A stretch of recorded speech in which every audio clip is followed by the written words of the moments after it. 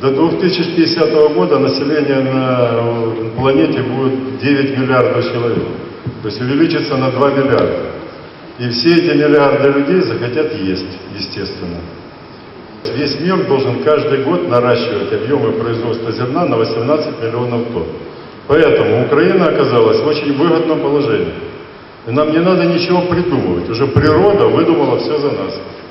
Наша задача только качественно, с инженерной точностью реализовать все, что нужно реализовать.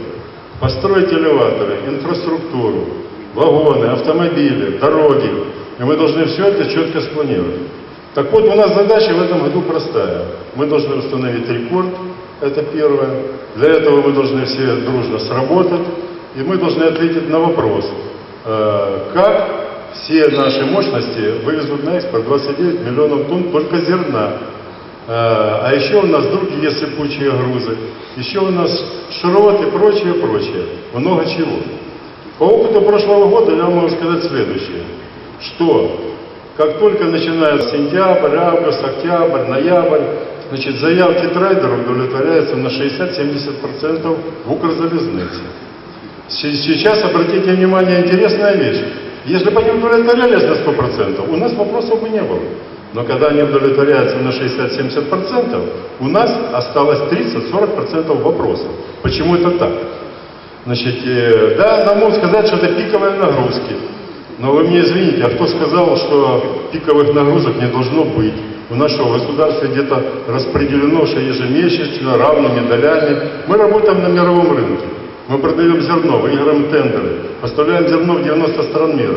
И когда нам удается сработать, вот отсюда и получается нагрузки ежемесячные на всю инфраструктуру. Теперь прошу обратить внимание на одну интересную цифру. До 10 лет назад или 12 лет назад в порты поставлялось вообще 0 автомобильным транспортом. В порты, грузы. В основном все поставлялось железная дорога. Все 700 элеваторов Украины грузят минимум 4 вагона.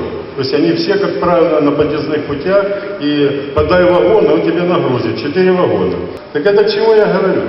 Значит, вы посмотрите, у нас сейчас вот проблема, я вчера просто вот полдня в Одессе провел, мне говорят, будут высыпать с автомобилей зерно на дороге. Значит, и кабинет министров издает постановление. Значит, что автомобильным транспортом в порты нельзя возить, если температура там такая-то, такая-то, от таких-то, значит, времени до такого-то времени. Ну, вроде бы так оно звучит грамотно, да? Вот, только единственный вопрос, автомобили кругом стоят, в порты их не пускают, начинаются появляться какие-то, значит, люди в кедах стоптанных, которые предлагают услуги по 300 гривен за машину, значит, и ты поедешь куда тебе надо. Значит, обирают кого? Обирают крестьян. Не трейдеров, а крестьян обирают, о которых у нас большая такая забота в государстве.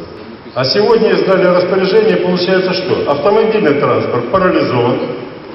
Сейчас все кинутся на железную дорогу, сейчас опять создадутся пробки, потому что я так думаю, что наши коллеги, с которыми мы, в общем-то, совместно работаем, тоже попадут в ситуацию, что, извините меня, то, что стандартно ехало, плюс еще автомобили придется возить. Опять создадутся пробки. Ну давайте 29 миллионов тонн экспорта поделим на 10 месяцев. Это 2,9 миллиона каждый месяц. То есть сможем ли мы перевозить вот эти вот все объемы?